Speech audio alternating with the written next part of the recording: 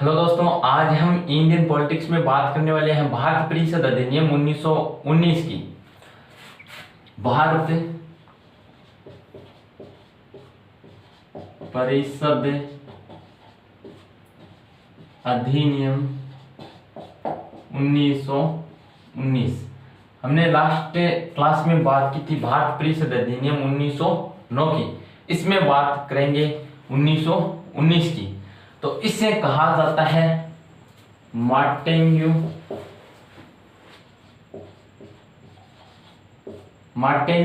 Chelmsford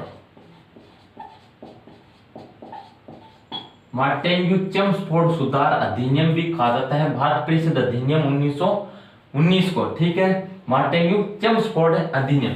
तो पहले तो हम जानते हैं कि भाई पीछे 1909 में एक भारत परिषद अधिनियम आ चुका था और अब वापस आ गया 1919 में। तो 10 साल के अंतराल में ही दूसरा भारत परिषद अधिनियम लाने की आवश्यकता क्यों पड़ी, जरूरत क्यों पड़ी? तो इसका रीजन जानते हैं कि क्या मजबूरी रही होगी अंग्रेजों की कि भारत परिषद अधिनियम 1919 लाना पड़ा। ठीक है, तो पहले तो देखो मार्टेन्यू चेम्सफोर्ड अधिनियम इसे क्यों कहा जाता है, क्योंकि मार्टेन्यू है वो इस समय भारत के जो सचिव का पद था, भारत जो सचिव का पद था, उस सचिव के पद पर कौन था? मार्टेन्यू था। ठीक है, इसके अलावा चेम्सफोर्ड था वायसराय कौन था? चेम्सफोर्ड। ठीक है, इसलिए इसे मार्टेन्यू चेम्सफोर्ड सुधार अधिनियम कहा जाता है। ठीक है, तो अब देखते हैं कि इस अधिनियम को लाने के पीछे अंग्रेजों का, कंपनी का क्या मजबूरी रही होगी, उस चीज को देखते हैं। तो देखो, जैसे भारत परिषद अधिनियम 1909 आया था, तो उसमें जो प्रावधान किए गए थे, उन प्रावधानों से भारतीय असंतुष्ट थे, संतुष्ट नहीं थे। और दूसरी चीज हमने देखा था कि भारत परिषद अधिनियम 1909 में सांप्रदायिक निर्वाचन की नीति अपनाई गई थी, यानी कि फूट डालो राज करो की नीति अपनाई गई थी। अर्थात भारतीयों को बांटने का काम किया गया था, हिंदुओं और मुसलमानों को बांटने का काम किया गया था, जिससे भारतीयों में क्या था? रोष पैदा हो गया था। तो एक कारण तो यही रहा है। ठीक है, दूसरा कारण देखो, एक लखनऊ समझौता होता है।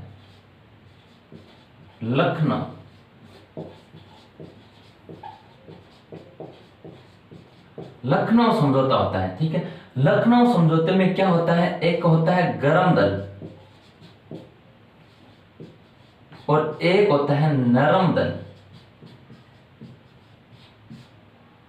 गरम दल और नरम दल, ये दोनों लखनऊ समझौते में भारत की आजादी के लिए, क्रांति के लिए, स्वतंत्रता के लिए ये एक हो जाते हैं अंग्रेजों के खिलाफ। ठीक है, इसके अलावा 1913 में क्या होता है?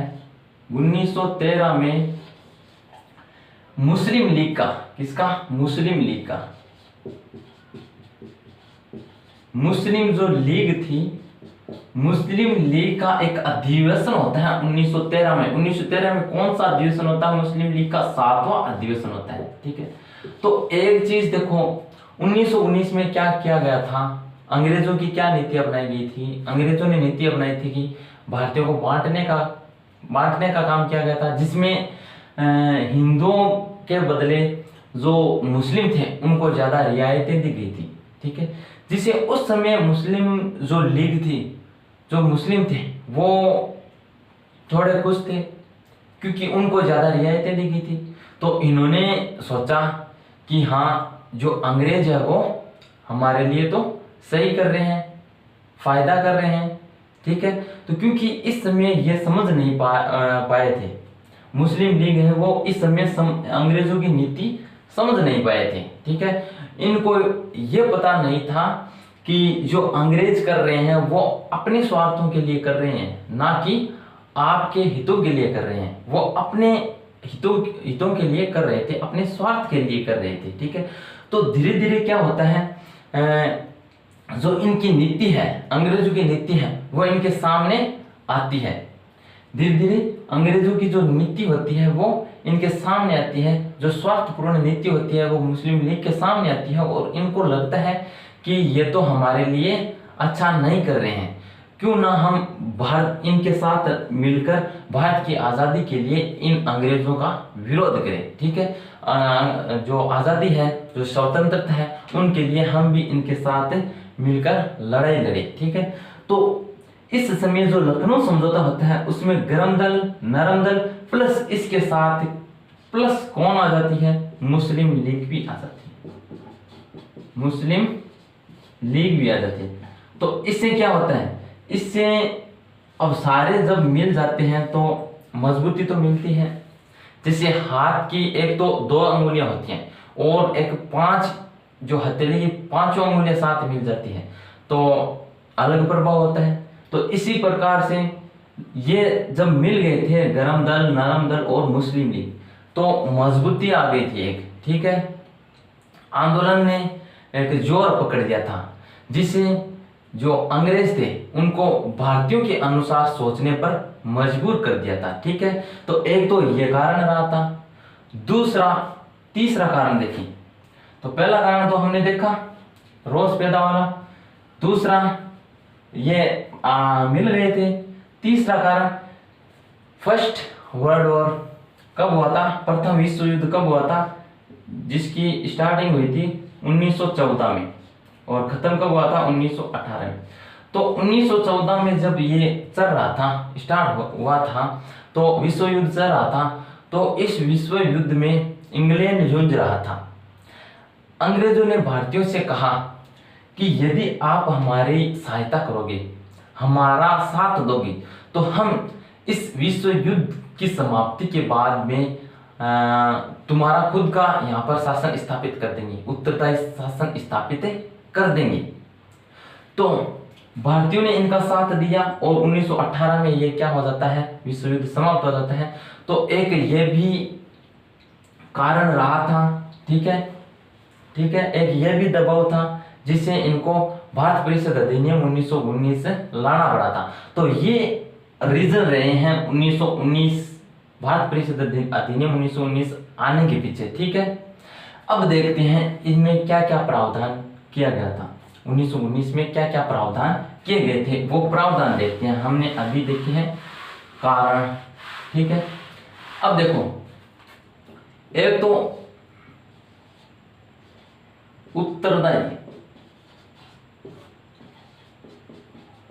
उत्तरदायी शासन की व्यवस्था की जाती है भारत में, स्वशासन की व्यवस्था की जाती है। स्व यानी खुद के शासन की, भारतीयों के खुद के शासन की स्थापना की जाती है। कब? 1919 में उत्तरदायी शासन की स्थापना की जाती है। और अंग्रेजों द्वारा यह कहा जाता है कि हम भी उत्तरदायी शासन की स्थापना कर रहे हैं और इसकी जांच हम कब करेंगे? 10 साल बाद में करेंगे।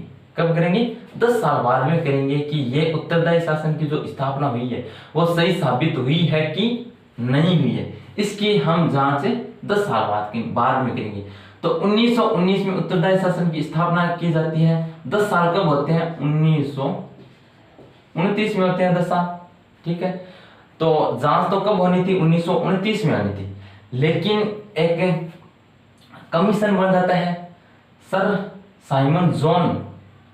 साइमन के अध्यक्षता में, साइमन की अध्यक्षता में एक कमीशन बन जाता है, साइमन कमीशन कहते हैं जिसको। ठीक है, वो कब बनता है? देखो, वो बन जाता है नवंबर 1927 में। यानी कि भी जांच तो कब करनी थी? 29 में करनी थी, लेकिन ये कब बन जाता है?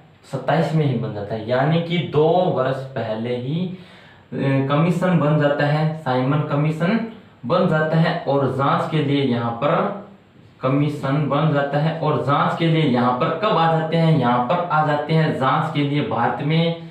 ये कब आ जाते हैं? 1928 में आ जाते हैं। यानी कि फरवरी 1928 में बिन बुलाए ही ये आ जाते हैं। ठीक है, दूसरी चीज, साइमन कमीशन में 7 सदस्यीय टीम थी। ये कितनी?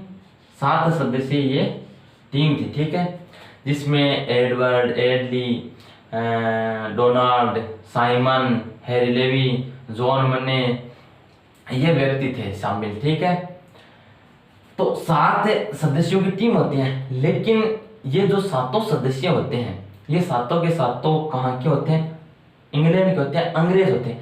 इनमें से एक भी भारतीय नहीं होता है, एक भी भारतीय नहीं होता है। इसलिए इस समय नारे लगते हैं Simon go back, Simon go back के नारे लगते हैं और इस कमीशन का विरोध किया जाता है। ठीक है, तो पहला प्रावधान तो ये। इसके बाद में देखो, इसके बाद में दूसरा प्रावधान कब क्या किया गया था? 1919 में दूसरा प्रावधान ये किया गया था कि एक सदनात्मक विधानमंडल के स्थान पर द्विसदनात्मक, एक सदनात्मक विधानमंडल के स्थान पर द्विसदनात्मक विधानमंडल की स्थापना की गई भारत परिषद अधिनियम 1919 में। ठीक है, जैसे अभी भारत में द्विसदन है, जैसे राज्यसभा है, लोकसभा है, उसी प्रकार से इस समय भी एक सदनात्मक की स्थान पर द्विसदनात्मक विधानमंडल की स्थापना की गई थी। जैसे आज राज्यसभा है, आज जिस प्रकार से राज्यसभा है उसी प्रकार से इस समय राज्यसभा नहीं थी, बल्कि क्या थी? राज्य परिषद। क्या थी? राज्य परिषद थी। अभी तो क्या है? राज्यसभा है, और इस समय क्या थी? राज्य परिषद थी। दूसरा जो सदन है वो क्या है? अभी क्या है? वर्तमान में लोकसभा है, लेकिन यहां पर लोकसभा नहीं थी, बल्कि क्या थी?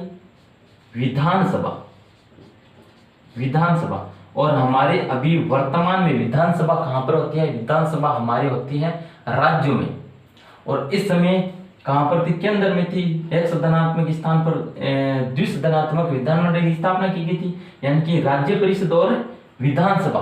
ठीक है, राज्य जो परिषद थी इसमें देखो 60 सदस्य थे। कितने सदस्य होते थे? 60 सदस्य होते थे। ठीक है, जिनमें से 34 थे उनको तो निर्वाचित किया जाता था, और बाकी बचे जो 26 सदस्य थे उनको मनोनीत किया जाता था। ठीक है, इसी प्रकार से यहाँ पर विधानसभा में कितने सदस्य थे? 144 सदस्य थे, और कहीं कहीं लिखा मिलता है 145 सदस्य थे। ठीक है, तो 144 या 145 सदस्य थे, जिनमें से 104 सदस्यों का निर्वाचन होता था, और बाकी बचे जो 40 है उनका क्या होता था? मनोनयन होता था, उनको मनोनीत किया जाता था। ठीक है, तो इस प्रकार से एक सदनात्मक स्थान पर द्विसदनात्मक विधानमंडल की स्थापना की जाती है। राज्य परिषद, विधानसभा। राज्य परिषद में 60 सदस्य होते थे, 34 को निर्वाचित किया जाता था, 26 को मनोनीत किया जाता था। विधानसभा में 144 सदस्य होते थे, जिनमें 104 को निर्वाचित किया जाता था और 40 को मनोनीत किया जाता था। ठीक है, इसके अलावा देखते हैं कि क्या प्रावधान किए गए थे। इसके अलावा देखो प्रांतों में, कहां पर? प्रांतों में द्वैध शासन। कहां पर? प्रांतों में द्वैध शासन की स्थापना की गई। प्रांतों में, ना कि केंद्र में। केंद्र में कब होगी द्वैध शासन की स्थापना?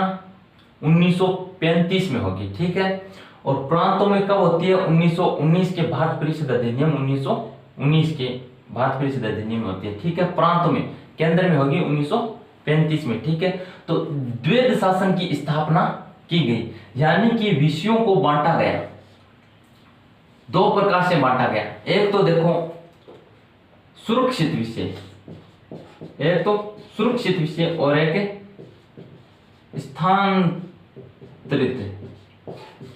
स्थानांतरित विषय और सुरक्षित विषय। इसमें जैसे वित्त है, जैसे न्याय है, जैसे राजकोष है, ऐसे विषय रखे गए। ठीक है, इसमें शिक्षा है, स्वास्थ्य है, ये विषय स्थानांतरित जो विषय हैं इसमें रखे गए थे। तो प्रांतों में द्वैध शासन की स्थापना की गई थी भारत परिषद अधिनियम 1919 में, ठीक है। इसके अलावा देखते हैं कि क्या प्रावधान किए गए थे। इसके अलावा भारत परिषद अधिनियम 1919 में महिलाओं को, किनको, महिलाओं को पहली बार वोट देने का अधिकार दिया गया।